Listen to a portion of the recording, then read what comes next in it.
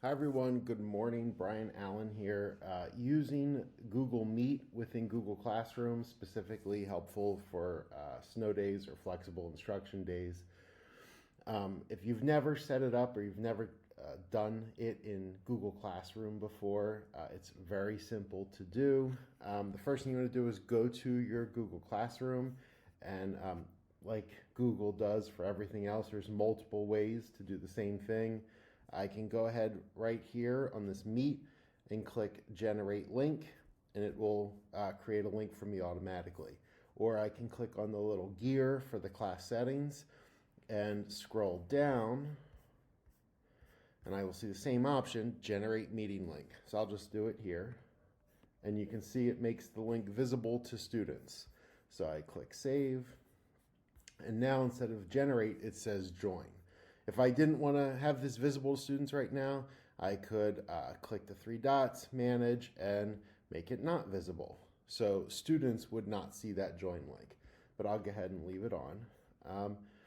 You may want to post your hours or your times that you're going to be available through Google Meet on the Google Classroom stream. This way it's helpful. You could put the link in there as well if you'd like to, or you could just rely on the button within the Google Classroom. So I'll go ahead and jump into a Google Meet. Join now. So as a host, one of the first things I like to do in Google Meet is click on the host controls. This allows you to pick, like for example, I would turn off the chat feature unless you were doing something specifically that you wanted a chat. Also, I would make sure it's by default it's on, but the host must join before everybody else. And then lastly, in these meeting access types, if it was purely open, anybody could join. Trusted limits it to a Google account within our domain, our organization, or restricted puts everybody into a waiting room, and then I, as the host, would allow participant by allowing them in.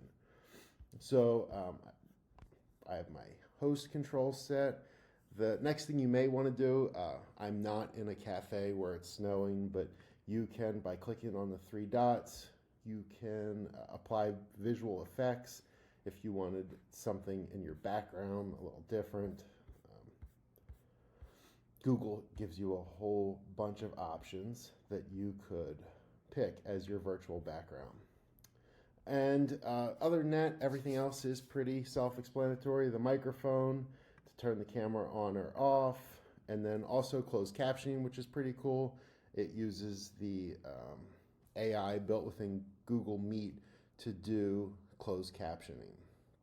And that would show up as an option on the student side as well. And then your simple reactions, and then share screen. You could say, what you wanted to share or not share.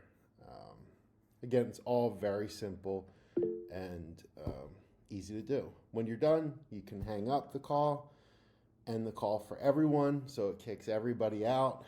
And remember, students can't join back because one of the settings, it said that the host must join before anybody else. So it won't leave a room just open in the cyberspace. All right, so if I click end the call for everyone, it'll dump everybody out, and that's it. All right, that is Google Meet within Google Classroom.